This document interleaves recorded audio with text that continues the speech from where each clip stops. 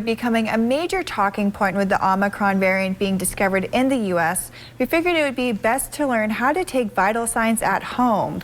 So with us this morning is Nurse Christina. Good morning. Hi, good morning. How are you? Good. Well, this is, of course, really interesting. So just how do you take vital signs for blood pressure? Absolutely. So when we talk about vital signs, we typically are talking about blood pressure, temperature, and your pulse oximetry, so how much oxygen is flowing in your body. So do you mind if I demonstrate? No, we have a demonstration today. So wonderful. Yeah. So you want it kind of on the skin, and most people, you can purchase these at Walmart, Walgreens, any pharmacy will sell a blood pressure cup. Okay. So you want to have both feet on the ground. Okay. And you want to... Oop, I scratched myself. Yep, there we go. Perfect. Okay. And don't want to cross your legs because that can affect the blood pressure. Okay. And you just slip it on and tighten it. Typically there's a little dot that you can see, and that is, you want it kind of lined up with the inside of the arm. Okay. And you want to sit typically for 5 to 7 minutes. We don't have that time, so for TV time, we're going to go ahead and run it. Okay. But you just push the button. You want to sit comfortably. You could put a pillow if needed underneath to support your arm. I like that. And different things that can affect your blood pressure can be things like caffeine. Too much caffeine, time of day can affect your blood pressure. Whether hormones can affect your blood pressure. So there's a lot of different things, and people will say that their readings, yours is 116/76, so fantastic. Oh, so we have a top number and a bottom number. That's what we want to know. We ask you to do it. Usually your provider will have you do it twice a day. Oh, okay. In the morning and at night.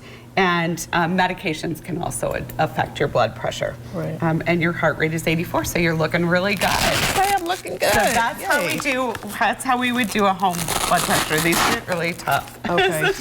Yeah, they do. But yep, you want to just put it on, sit still, feet flat, comfortable position, and rest a little bit first. And why would people be doing this at home? Like, so what would be the reason for taking your blood that's pressure? a really great question. If your provider asks you, so maybe you have a diagnosis of high blood pressure, or you're on medications, or you come into the doctor's office and we were concerned because it was high. We'll want you to do, we want a good 2-week snapshot at least to kind of get a picture, because it can change. Maybe you were stressed that day, maybe the snow, you had to drive through snow to get here. So that can be something. And the next thing is temperature. So we want to know a temperature. You can get, this is one of those ones that you don't have to touch the skin. It's not like the oral, which are really nice if you have a crying baby. You want to keep like a 3-finger distance from the head when you're doing this. So you don't want to go right onto the head. You want to keep a little bit of a distance, and it will show up right there. You're 101, but I know you don't have a fever. It's because we have bright lights shining down on us. I really hope so not. No one get offended. But yeah, 3 fingers, and then just show it on there, and that would be the temperature. So these two are not super accurate, but it's a good screening. Okay. Still, the rectal temperature is really the most accurate, and temperatures can also fluctuate very depending on if you're doing it orally, if you're doing it under the arm, rectally, temporally. They can all be adjusted a little bit. We also want to watch it in anything really 99 and below is normal. Okay. If you get too low, like if you were found laying outside, then we do get concerned. But just for a normal person, checking their temperature, anywhere between 94 and 99 is considered normal. And then last, I know I haven't given you guys a chance to ask me questions because I want to keep rolling. We have a lot that I want to talk about. Yeah. So is the pulse ox. And we get a lot of questions about these at home too. A lot of people, especially with COVID right now, are checking their pulse ox at home. Okay. And it's so both of you have fingernail polish on. I do too. So that can affect it. We can try and see if it'll work.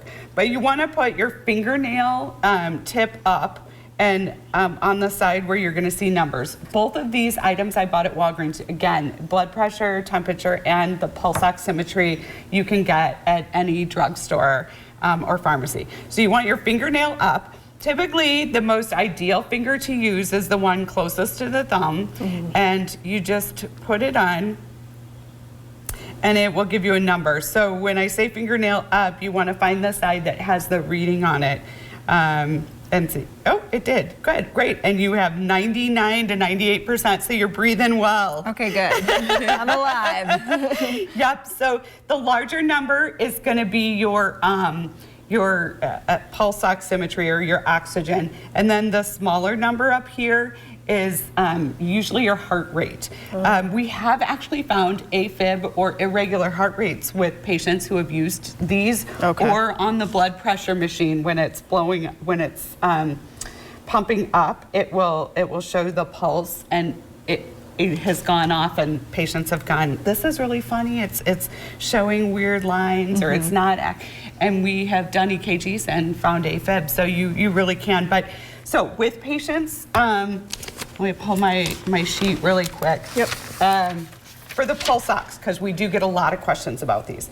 If it's 90 or less, we want you to give your provider a call, and that's really something you might need to go see a doctor for or get into the hospital because of the COVID pneumonias and the COVID pulmonary thing. Yeah. But anything above that is usually pretty normal.